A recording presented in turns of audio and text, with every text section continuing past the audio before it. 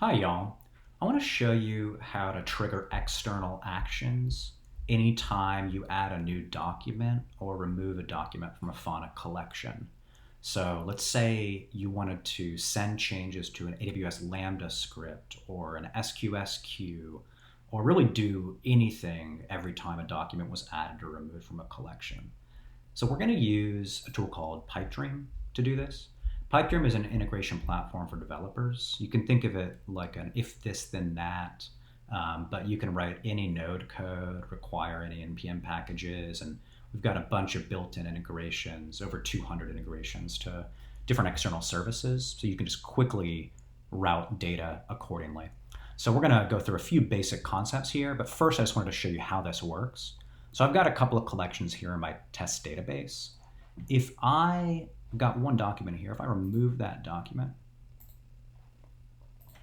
okay, and then I go over to this Pipedream event source that tracks changes to a collection, I can run this now, and I'm going to see that removal show up here. Okay, so this is tracking events in a Fauna collection, additions or removals to any documents in that collection. And then this event source polls for those changes every 5 minutes. That can be configured. We'll look at how to do that in a second. Every 5 minutes, it polls any changes to documents in a collection and then emits each of those changes as an event that you can access via REST API or a real-time private SSE stream, or you can create a Pipedream workflow, which is just really a collection of Node.js code that sends these events to services like Lambda, SQS, Google Sheets, Slack, any integrations to really any API. Okay, so I'm going to delete this event source, then show you how this works end to end. I'll even sign out so you see the whole process. So if you go to pipedream.com, you want to click on Get Started to sign up for an account. Since I've already got an account, I'm going to sign in. Okay, I want to click on the Sources tab here. We'll look at workflows in a second. Workflows, again, are just steps of Node.js code that sends data to Google Calendar, SFTP, email, all that stuff. If I click on the Sources tab, I want to create a new event source. Okay, we're adding new sources every day, but right now this is a list of apps. I want to click Fauna, and I want to get changes to a collection. Okay, again, I mentioned that by default, this polls a Fauna collection for changes to documents every 5 minutes, but you can change that to whatever you want. We even support cron expressions here. When I click Connect Account, this expects me to add a Fauna secret that I've already configured in my database. We basically just need permissions to list collections in a database and then to poll for events. I'll show you that code in just a moment, but we're effectively every 5 minutes grabbing changes to any documents in your target collection and then emitting those as events. I've already got a Fauna key here, so I select that. And then we actually list the collections in that database. So I'm just going to choose the test collection, and I'm not going to change this, but I'll show you how this works. By default, emit changes as a single event is set to false. Okay, what this means is every single change, every time you add or remove a document, will actually emit those as unique events. So you can trigger any addition, any change to run a Lambda script, or again, to get sent to a Google Sheet, whatever you want. If I change this to true, we emit all changes that we've seen since the last polling interval as a single event. So as a batch of changes. If you have 100 changes to documents in a collection, we'll emit a single event that contains an array of those changes.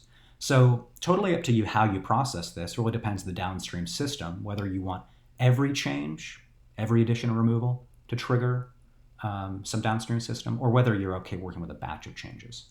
I'm going to set this to false, which again is the default, just to see how this works for the demo.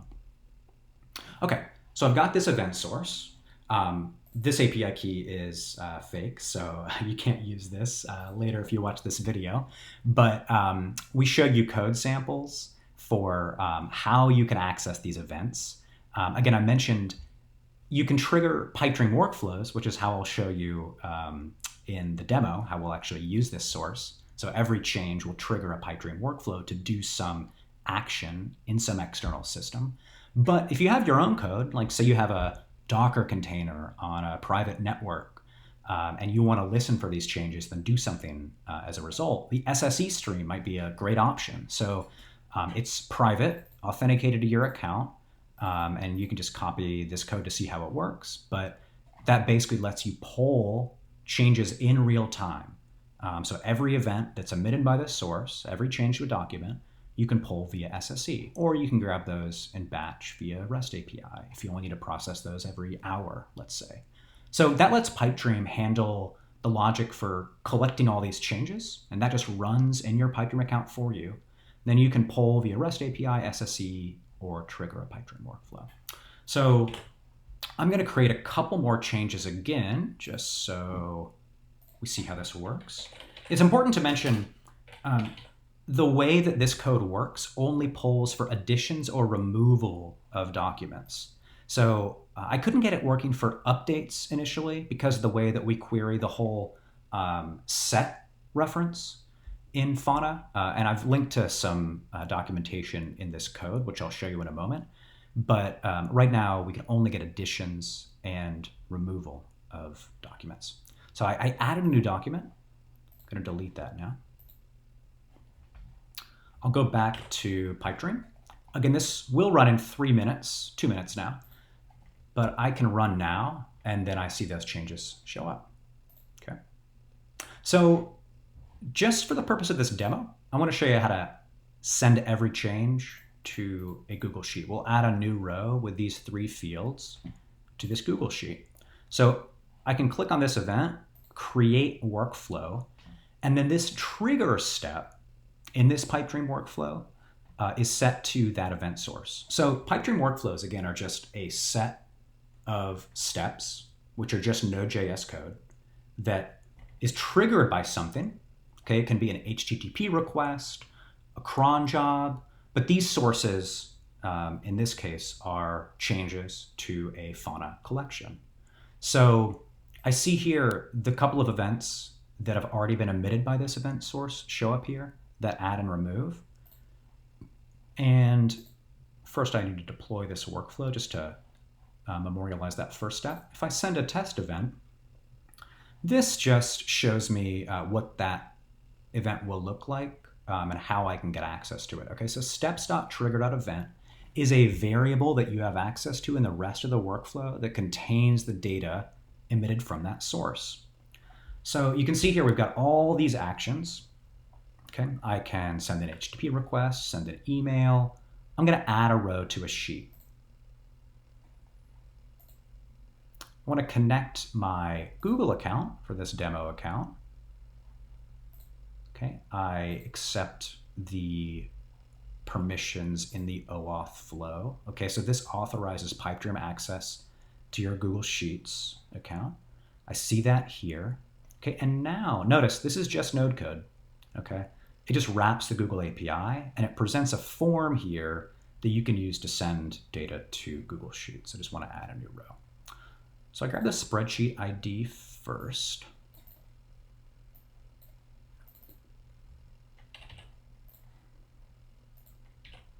Sheet name is just sheet 1, but that would be whatever you see here.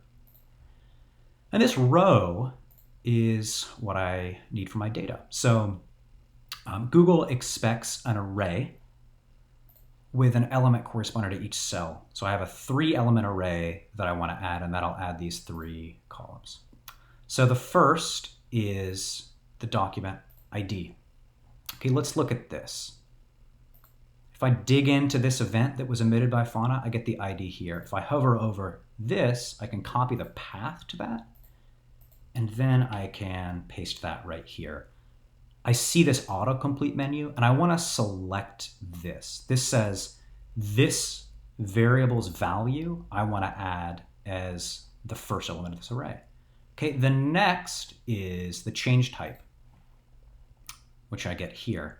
Now, I can just add a new element and say steps.trigger.event.action. Okay, and I select that. It shows me the sample value here for the last event that was sent through this workflow, just so you know you have the right value.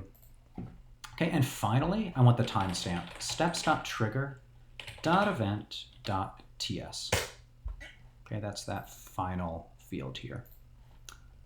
Going to deploy this workflow to cut a new version that memorializes the change to add this new step.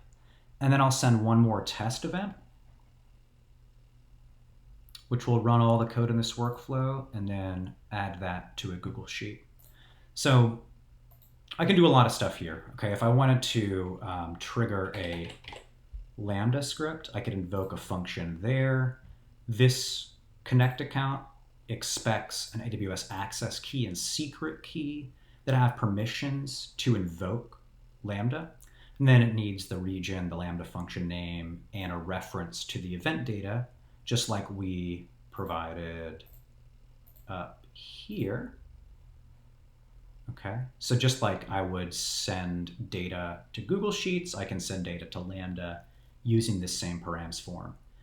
All this code you can modify. Okay, so these actions are just a library of node functions we've created, but if I wanted to modify this in any way, I could click into this, I could customize this action, and the second I do, I get a copy, effectively a fork of that in this workflow so that I can modify this action for my needs, okay? The benefit of using actions is they're pre-created functions that you can use, and as those update over time, as we improve those actions, the action that you choose from that step selector menu will inherit those updates.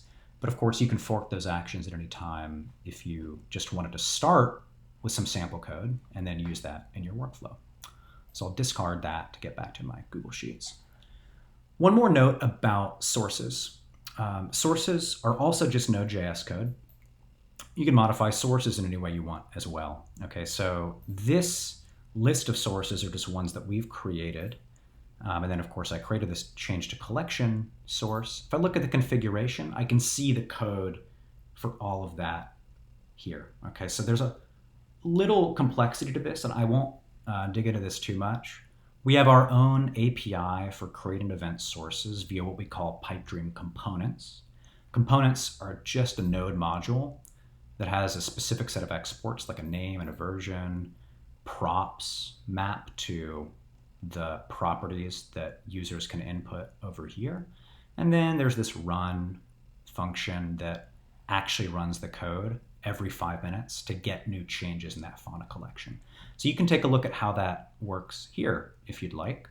And again, you can modify it in any way you want if you have a slightly different use case. But this fully abstracts the collection of new changes to Fauna collections. Again, it only works for new and removed documents. And then if you want to take a look at all of this, let me see, Pipedream, repo, GitHub. I don't have it in this account. All the code for our event sources that you see here is on GitHub. So if you have a suggestion for the Fauna source, you can just submit a PR to this repo. I'll be making a couple changes to this after the video, but this README has information about how this source works. And then I'll be adding a couple of workflows just to show you examples of how you can send this data directly to all these services. I didn't mention it before, but let's say I wanted to share this workflow with someone and say Fauna to Google Sheets. By default, all Pipedream workflows are public. I can change the privacy if I want to. Just the steps are public. Any step parameters, okay, these values that I enter are completely private unless you want to make them public, if you have a cool template to show off. So if I copy this URL and send it to someone else, they can copy that workflow immediately.